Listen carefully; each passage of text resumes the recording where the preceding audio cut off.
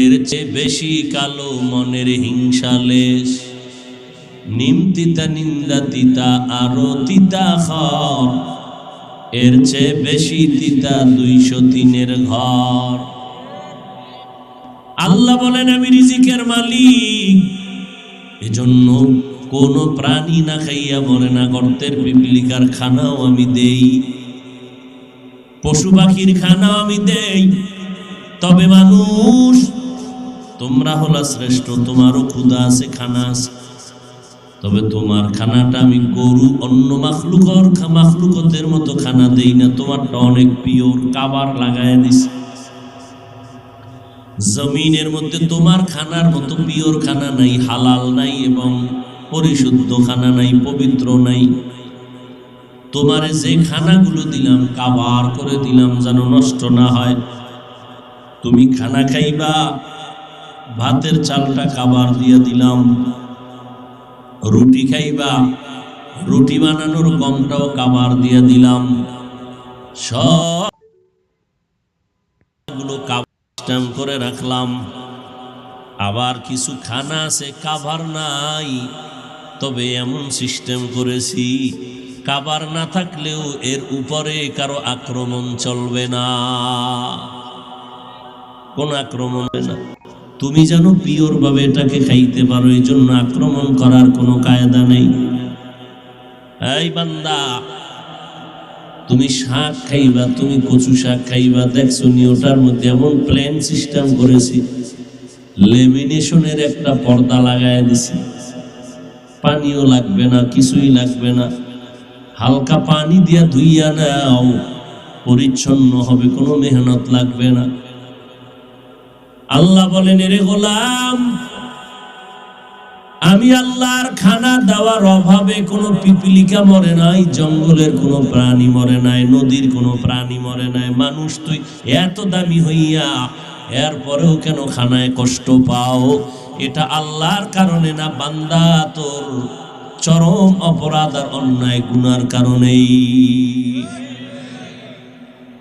গুনাহ করলে রিজিক আল্লাহ কমায় দেয়, যাও দেয়, এটা কষ্টের খানা, বরকত থাকে না ওই খানায়। আল্লাহ প্রতিদিন ফজরের সময় ফেরেশতা নির্ধারণ করা আছে, সবার বাড়ি বাড়ি যাইয়া কতটুকু রিজিক পাবে বন্টন করে দিয়া দাও। সবাইরেই দেয়, বেঈমানেরও দেয়, মুমিনেরও দেয়, নামাজিরেও দেয়, বেনামাজিরেও দেয়, কিন্তু কোনোটায় বরকত থাকে আর কোনোটায় বরকত থাকে না।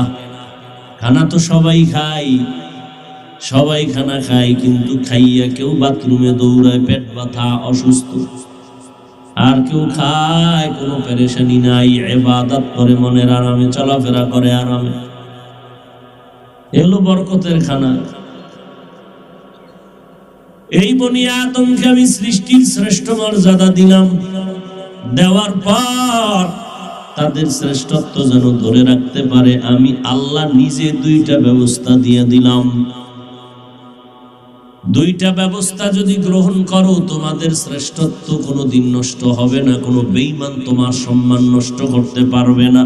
দুনিয়াতেও তুমি বাদশা, পরকালেও তুমি বাদশা, বিনা হিসাবে জান্নাতের মধ্যে দিয়ে দিব। দুই ব্যবস্থার ভিতরে এক ব্যবস্থা হলো আল্লাহর দেওয়া প্রতিনিধি দল, বা আমাদের আল্লাহর ঠিকানা বলে দেওয়ার শিক্ষক, প্রাইভেট মাস্টার। এরা 4 দল। প্রথম দল নবীগণ, শেষ দল সালিহিন, উলামায়ে আহলে হক।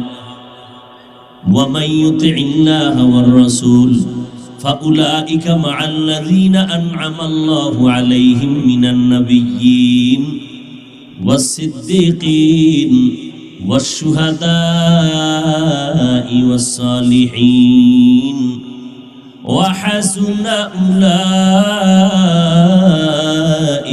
رفيقا। 4 দল আমাদের বন্ধু দিলেন, যাদের পরামর্শ জান্নাতের গায়ে যাব, আমাদের প্রাইভেট মাস্টার 4 দল, নবীগণ, সিদ্দিকগণ, শহীদগণ, সালেহগণ। সালিহিন নেককার যারা, এই 4 দল ব্যক্তি আল্লাহ দিলেন। আমাদের শ্রেষ্ঠত্ব ধরে রাখার জন্য দ্বিতীয় ব্যবস্থা হলো আল্লাহর দেওয়া কিতাব।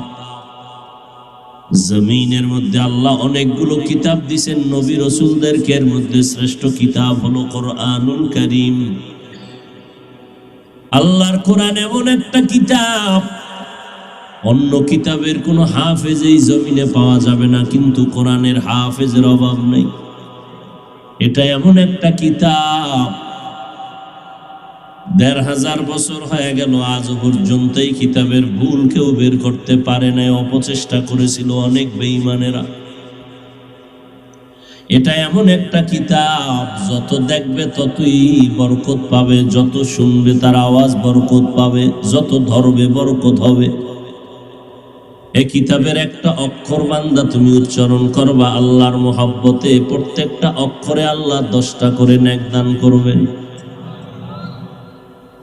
এটা এমন একটা কিতাব, যেই কিতাবটা ধরলে দামি দামি হয়ে যাবে। এই কিতাব এত দামি, আমি যে চেয়ারটায় বসছি এই চেয়ারের কোনো দাম নাই, কাঠের কোনো দাম নাই, এই টি টেবিলের দাম নাই। নরমাল কাঠ দিয়া কোরআন শরীফের রেহাল বানায় দিছে, ওই কাঠের দাম বেড়ে গেছে। ঠিক নেই? আমি ৬০০-৭০০ টাকা, ১০০০, ১২০০, ১৫০০ টাকার জামার কাপড়ের গজ কিনে পড়ি, একটুও দাম নাই। নরমাল কাপড় দিয়ে কোরআনের গিলাপ বানায় দিছে, ওর দাম বেড়ে গেছে। ঠিক নেই? আপনাদের এলাকায় ঘর বাড়ি বিল্ডিং এর অভাব নাই। আল্লাহর কসম, আপনার বাড়িটা এত সুন্দর, বাইরে থেকে টাইলস লাগাইছেন, চেহারাটা দাঁড়াইলে দেখা যায়। ভেতরে এত সুন্দর, bathroom, dining room, bedroom, drawing room, kitchen room এত সুন্দর, মনে হয় যেন হাঁটতেছেন আর আপনার টাইলসের মধ্যে চেহারা দেখা যায়। এই বান্দা, কোরআনওয়ালা ঘরটার দিয়ে তাকাও, যদিও কোনো সুন্দর টাইলস নেই, মোজাইক নেই, চেহারাও দেখা যায় না, কিন্তু সব জমিনের মধ্যে এই ঘরের মতো দামি আর একটা ঘরও নাই। এই মজলিসটার এত দাম কেন? কোরআনের কারণে। মক্কা নগরীর এত দাম কেন? কোরআনের বরকতে, আমার নবীর বরকতে। কারণ ব্যক্তিদের মধ্যে শ্রেষ্ঠ ব্যক্তি আমার পয়গম্বর রাহমাতুল লিল আলামিন, আর কিতাবের মধ্যে শ্রেষ্ঠ কিতাব হলো কোরআনুল কারীম। ব্যক্তিদের মধ্যে সে সিরিয়ালে উলামায়ে কেরাম। এই জন্য নবী হাদিসের মধ্যে বলেন, উলামায়ে আহলে হাক রাস্তা দিয়ে যদি কোনো এলাকায় প্রবেশ করে, ওই উলামায়ে কেরামের বরকতে আল্লাহ কবরের আযাব মাফ করে দেয়। এরে নবীর উম্মতের দল, আল্লাহ পাক দুইটা ব্যবস্থা দিয়েছেন, একটা ব্যক্তি আর একটা হলো কিতাব, অর্থাৎ কিতাব বুঝার ওস্তাদ। নবীরা হলেন প্রথম সারির ওস্তাদ, এরপরে সাহাবায়ে কেরাম, সাহাবায়ে কেরামের ছাত্র তাবেঈন, তারপরে তাবে তাবিন, এরপরে ওলামায়ে মুতাকাদ্দিমিন, ওলামায়ে মুতাআখিরিন।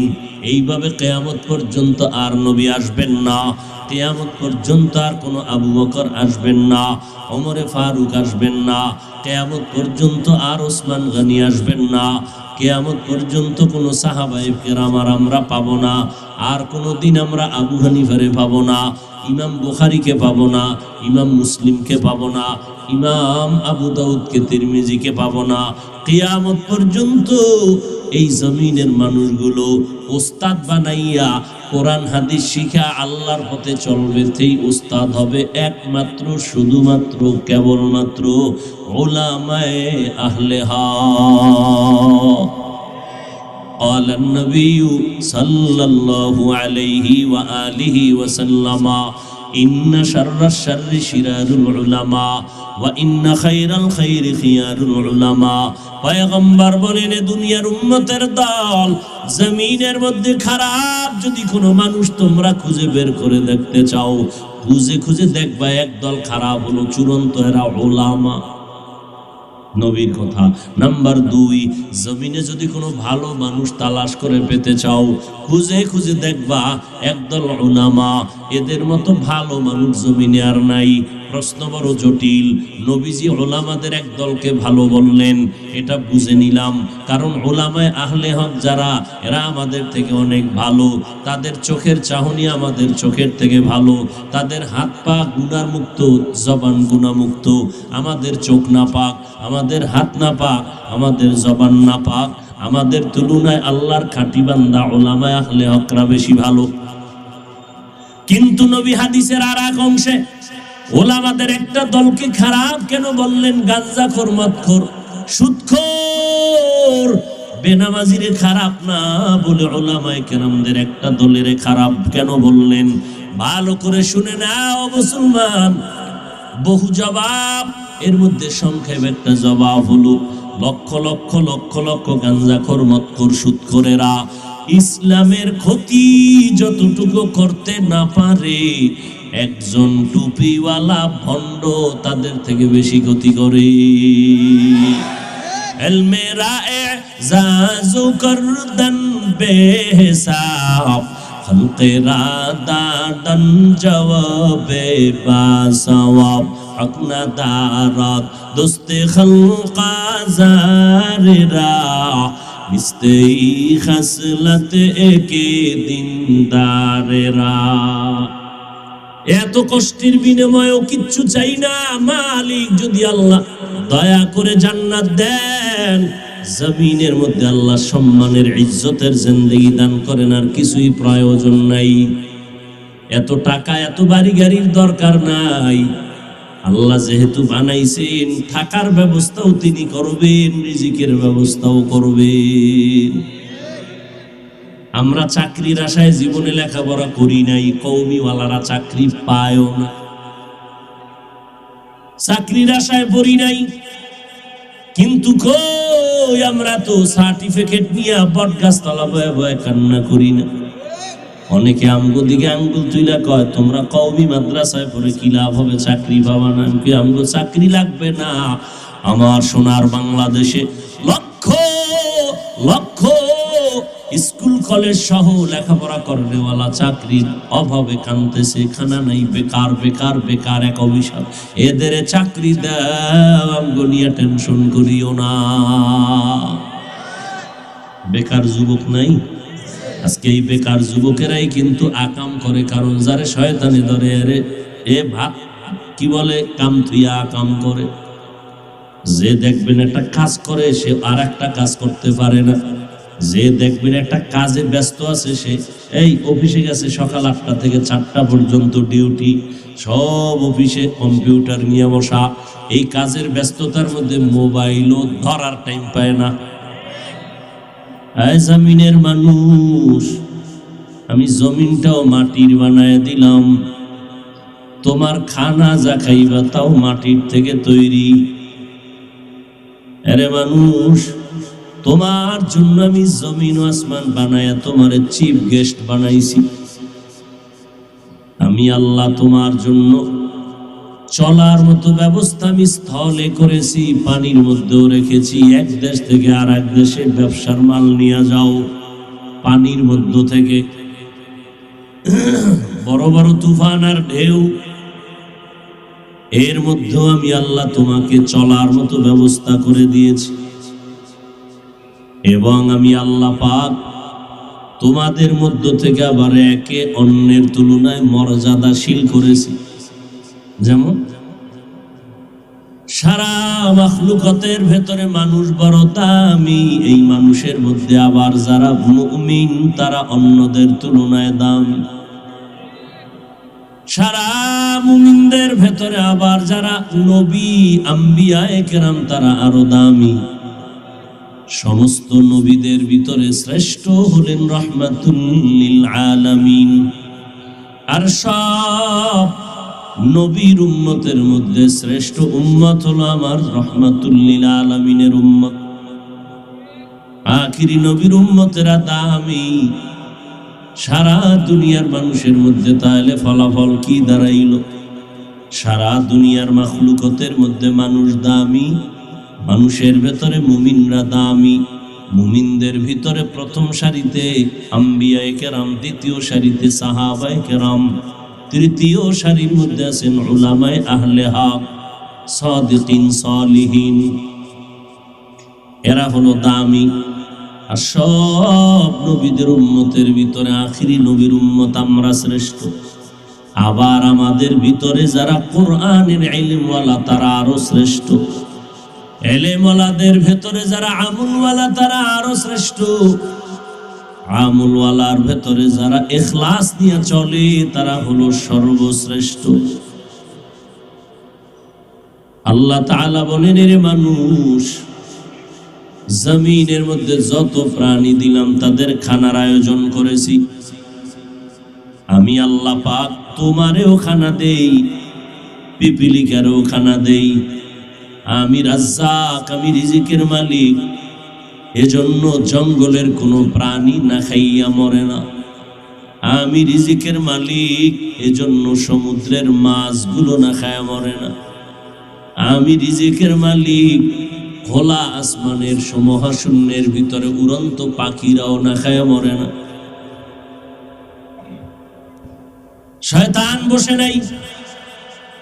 এই জন্য আমি সংশ্লিষ্ট যারা জমিনের মাথাওয়ালা, নেতা নেতা ভাব, ক্ষমতার বড় অভাব। নেতা নেতা